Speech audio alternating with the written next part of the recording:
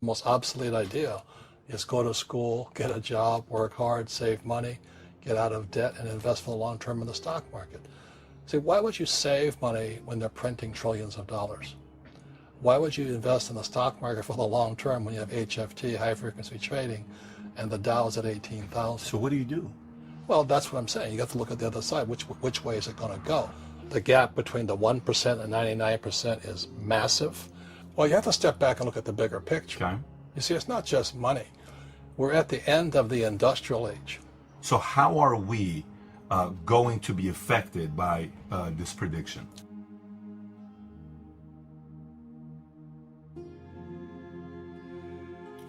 In every one of us is a poor person. There's still a poor person inside me.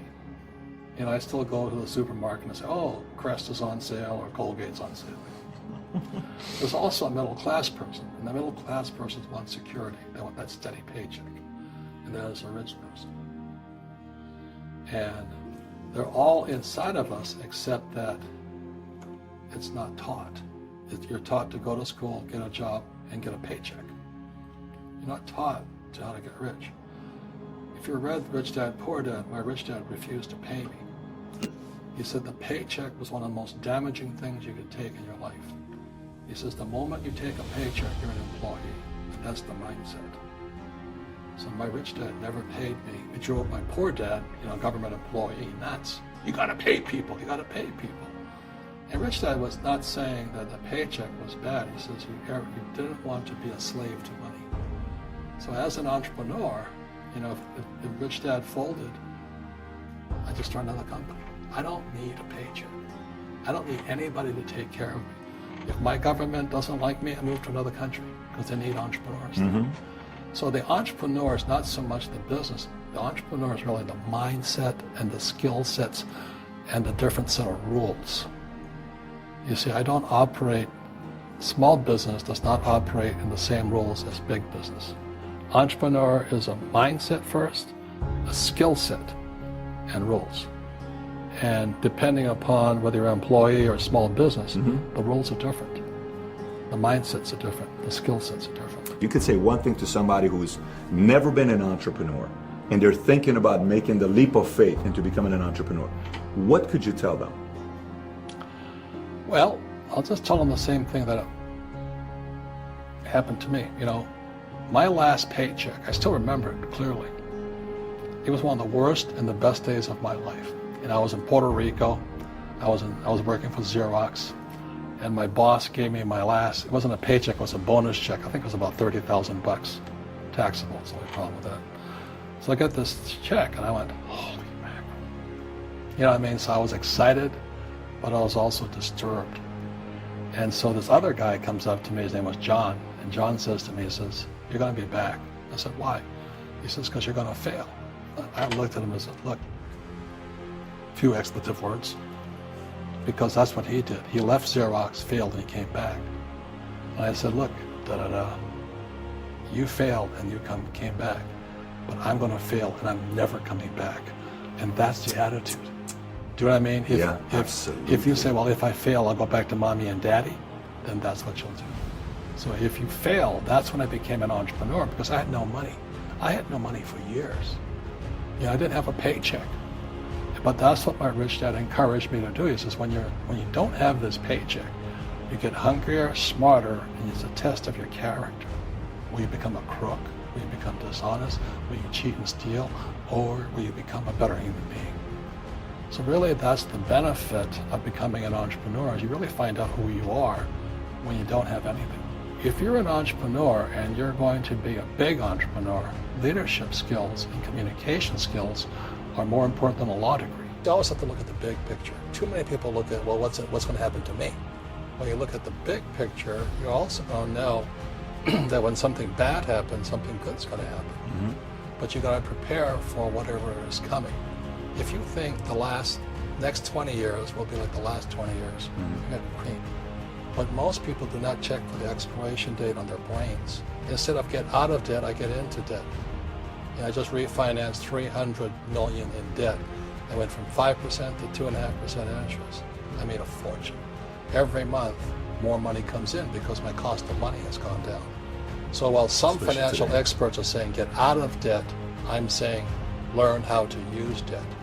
See, when I came back from in Vietnam in January of '73, the first thing my rich dad said to me was go to school to learn how to invest in real estate. It wasn't real estate, it was how to use debt and taxes. Debt and taxes make the rich richer. Debt and taxes make the poor and middle class poor. So all the rich guys who are doctors and lawyers or, you know, those guys, they're getting creamed. They don't know why. Doctors are getting creamed. Oh yeah, they're making more money, but the take home is less. Sure. You know, my doctor just yelled at me. He's happy. He says, "Oh, guess what? I finally made $1 million." And I said, "Yeah, 'cause this was just 3 weeks ago." And so I said, "Yeah, well, how much you pay in tax?" He says, $750,000 in taxes. So his net was about $400,000. That's not bad. But when I make $1 million, I keep $1 million. And the reason is because I don't make it by working for money. See, if you work for money, you're taxed. So that's why lesson number 1 in Rich Dad Poor Dad is the rich don't work for money. What we do instead is we create businesses as entrepreneurs. We acquire real estate. I don't invest in the stock market. So the reason is because as entrepreneurs, I have more control over my income, how much I make, and how much I pay in taxes. And because I'm an entrepreneur as well as an investor in real estate, I pay 0 tax. So every time I make, let's say, $1 million as an entrepreneur, I immediately invested in real estate and have a 4-to-1 step up. So I put $1 million in real estate, I got to get $4 million from the bank. That's why I love banks. But the banks are screwing everybody else. You know, terrible, but it's good for me. That's why you say when you print, it's good for you, but when you print, it's bad for people that work for money. Because when you print, savers get creamed and people who work for money get creamed. When they print, debtors get rich.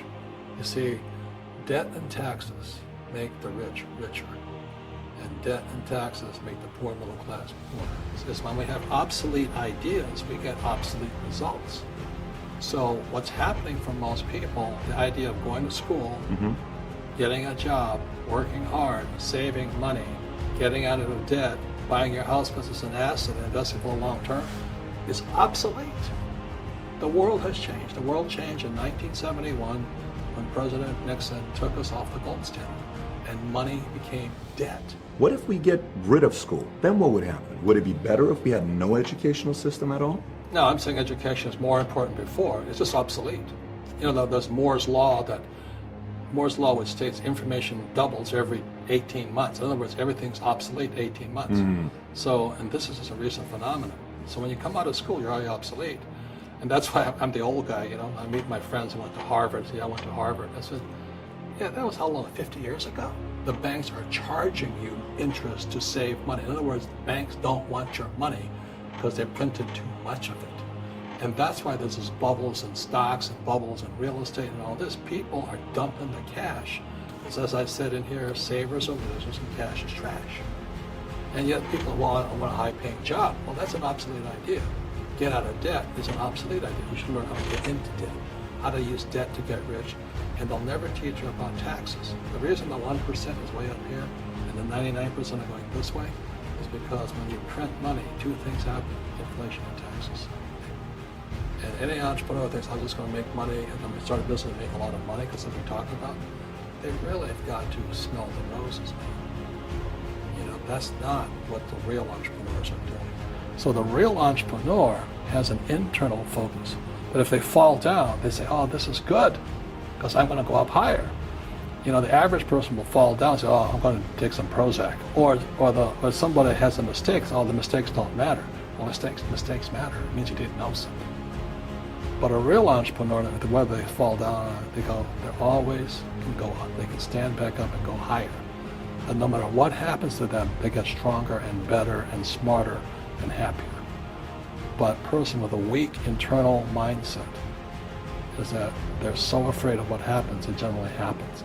Like, you know, people who are afraid of losing their jobs, they generally lose their jobs. You know what I mean? Yeah, no doubt. So everything comes through you. Yeah, so the entrepreneur first job is control inside here, not outside there.